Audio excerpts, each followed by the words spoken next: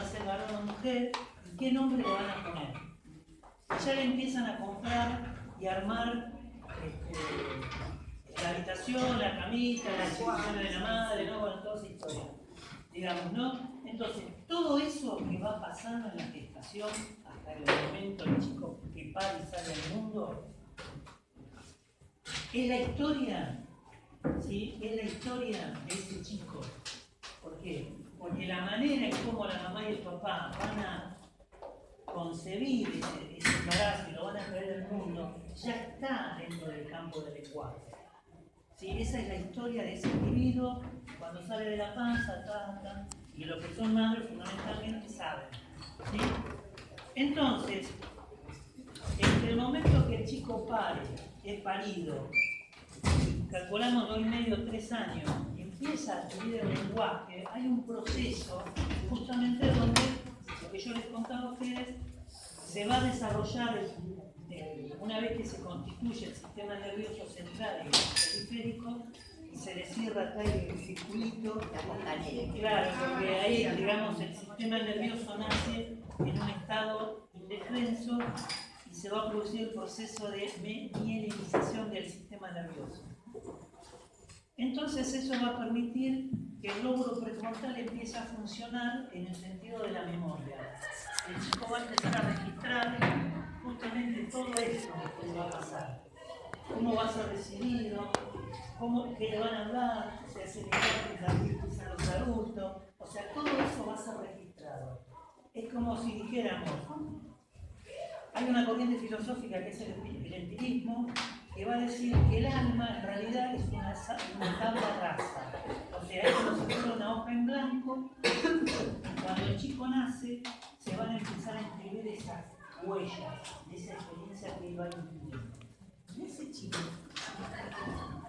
con la manito le hizo en la panza así, él también siente la emoción del padre. Claro, porque eso es increíble. Claro, porque él te hace hacia adentro. Porque la relación, justamente, la relación es una, o sea, la relación íntima que hay entre la madre, a través del cordón umbilical y el cuerpo y la cavidad de la panza con ese chico, bueno, es algo que está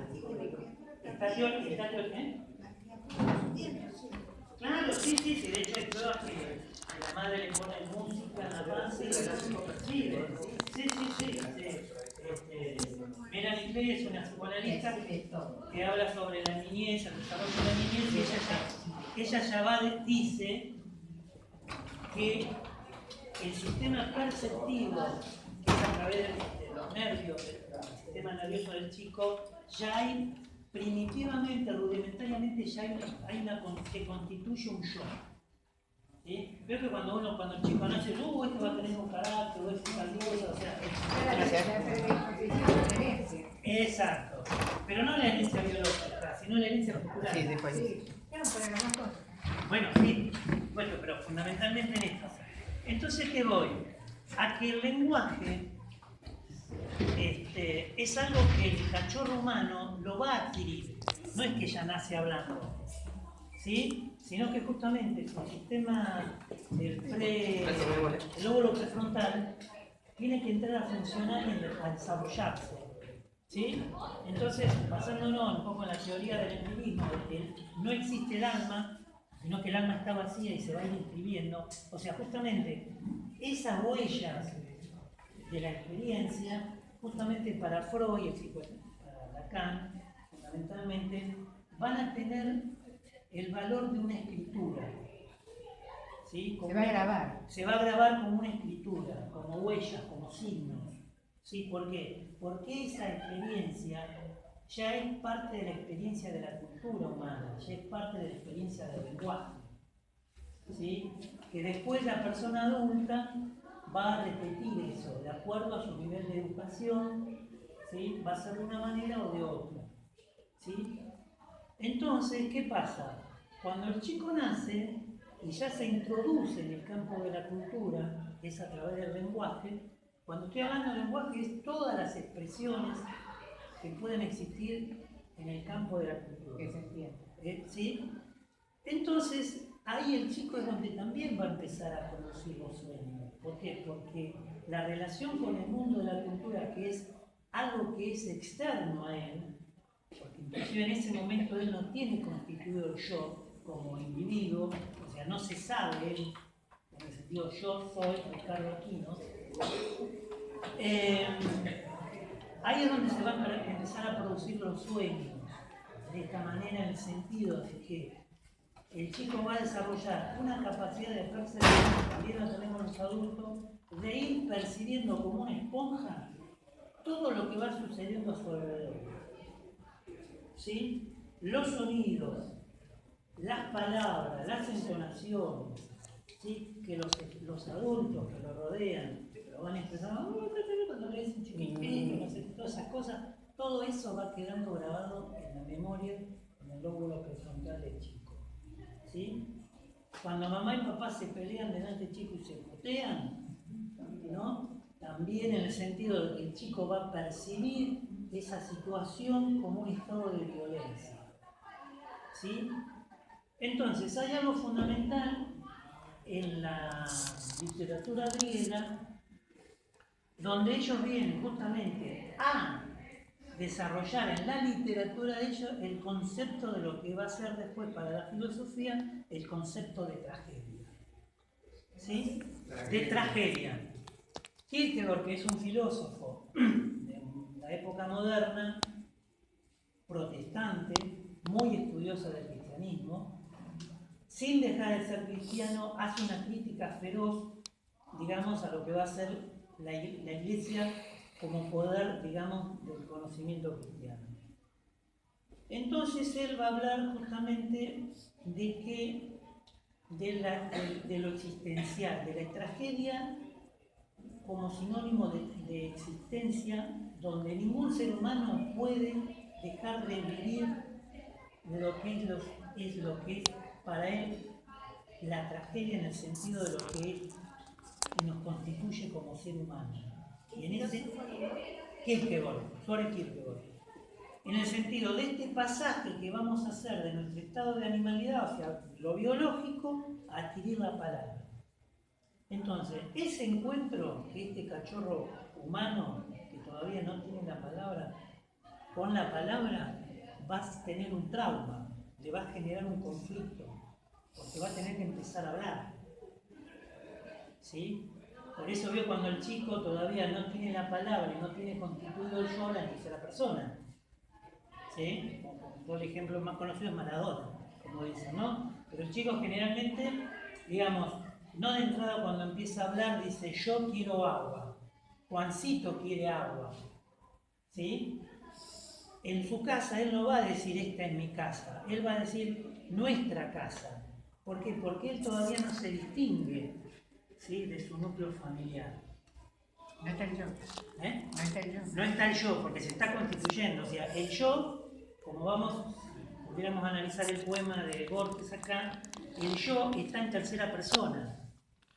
Porque todavía el chico no, justamente en esa relación de espejo, todavía no ha podido hacer ese cruzamiento donde el yo, que está en tercera persona, Juancito, yo lo puedo hacer por un proceso, ¿sí?, simbólico, digamos, un proceso de la palabra, incorporárselo. ¿Sí? Donde yo, cuando digo yo soy Ricardo Aquino, me estoy nombrando en mi propio cuerpo. ¿Sí? Ese es el tema. Entonces, en esa incorporación del yo, del tú y de él, en singular, en el nosotros y ellos, digamos que es la estructura gramatical del lenguaje, por decir así, esencialmente, ahí se van jugando justamente los distintos estados del ser, ¿sí?, del ser humano. ¿Sí? Entonces el chico va a tener que hacer este pasaje, donde Juancito quiere agua, pero ¿no?, se marca él, pero en tercera persona. Nuestra casa, ¿no?, porque en realidad es como en la época bien primitiva del ser humano, donde nosotros éramos una comunidad y no había nombres propios. ¿Sí? Entonces yo era tú era él, ¿sí?, y los tres éramos nosotros. Porque no había una identidad que lo distinguiera, salvo la del líder. pero que el líder se imponía no por su capacidad de inteligencia, sino por la fuerza física. ¿Sí?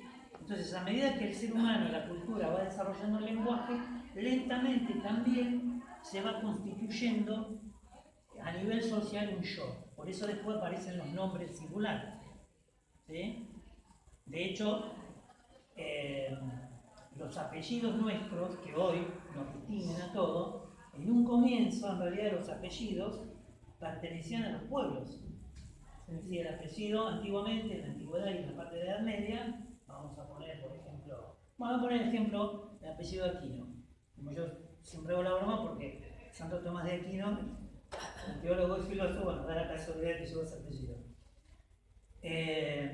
Investigué y justamente es un pueblo que comienza a fines de la antigüedad, digamos, de alguien muy importante, y lo llaman Aquino, que en realidad es de Aquino, ¿no? Entonces toda la gente que vivía ahí... Estaba el DEA. Claro, Eran de claro, exacto. Entonces toda la gente que vivía ahí tenía todo el mismo apellido. Entonces, ¿qué pasa? Cuando la gente se empieza a dispersar, cada uno se va con su apellido, ¿sí? Y después, bueno, se inventan apellidos también. Pero el tema concreto es que en una primera etapa el apellido representaba el pueblo, era el nombre del pueblo. Entonces yo soy Ricardo de Aquino, porque pertenezco a este pueblo, ¿sí? Entonces, y mis hijos van a heredar ese apellido. Después, como es lógico, todo se va reorganizando de una manera diferente, cada uno tenemos un apellido. Y van cambiando los países y van cambiando los finales. Sí, también, sí. Entonces, a lo que voy es esto. A partir de, volviendo al tema de la palabra, porque en un primer momento, entre el mito y la religión, digamos, religión digo como momento histórico de la humanidad, digamos, todo el conocimiento se transmitía oralmente, porque la escritura no existía. ¿Sí? Entonces, a partir de la revolución de la agricultura, justamente se necesita, la escritura surge no con la idea justamente de escribir poesía, sino, digamos, como una herramienta, como una técnica de contar y anotar los excedentes de la producción. Sí. Justamente lo que nombraba el señor de los jeroglíficos, se descubrieron, eso fue un ensayo, en las columnas o los panteones, por ejemplo, egipcios, nacieron lo que se dice justamente de esa actividad agrícola que los sacerdotes podían entender, los primeros aforismos, como frases. Exacto, sí. Exactamente. Sí, está bien, es correcto lo que dice el señor. Entonces, por ejemplo, la palabra contar, ¿no? Contar un cuento, ¿no? Contar tiene esa doble acepción, que es contar, que sería como sinónimo de narrar, pero también es contar cosas en el sentido de cantidad, ¿no? Como un concepto, por un lado, matemático, ¿no? Pero también en el orden, digamos, de lo poético.